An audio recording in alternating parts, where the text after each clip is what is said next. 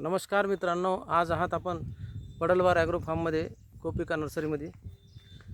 तर आज मित्रांनो आपण रूस्टाक निर्मिती कशी केली आणि पाकेट आपण कशी भरणार आहोत त्यासंबंधी आज आपण बघणार आहोत। आणि स्पॉटिंग मिक्सर कसं केलं, काय काय उपयोग केला त्याचं आपण बघणार आहोत। तर मित्रांनो, हे इथं लिओ क्रावो रंगपूर प्रकारामधले रूस्टाक तयार केलेले आहेत आणि आपण बघणार आहोत। मित्रांनो, हे जे आहे हे स्पॉटिंग मिक्सर केलेलं आहे। माती हे बेडवर आणून त्याच्यामध्ये बेड बनवून बासामीड पावडर टाकून ह्याला सोलरायझेशन सिस्टीम 100 मायक्रॉनची पॉलिथिन फिल्म झाकून हे स्पॉटिंग मिक्सर केलेलं आहे। तर याच्यामध्ये माती, शेणखत आणि इतर जैविक घटकसुद्धा टाकलेले आहे।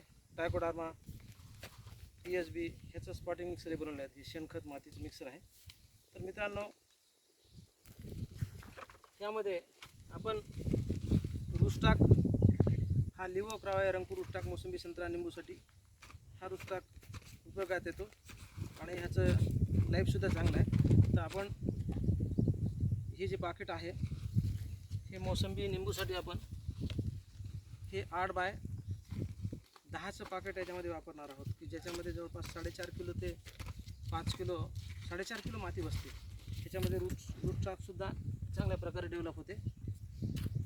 तर मित्रांनो, हा जे रूस्टाक आहे आपण मासपीटमध्ये टाकून ह्याला पॉलिथिन टनेलमध्ये काळ्या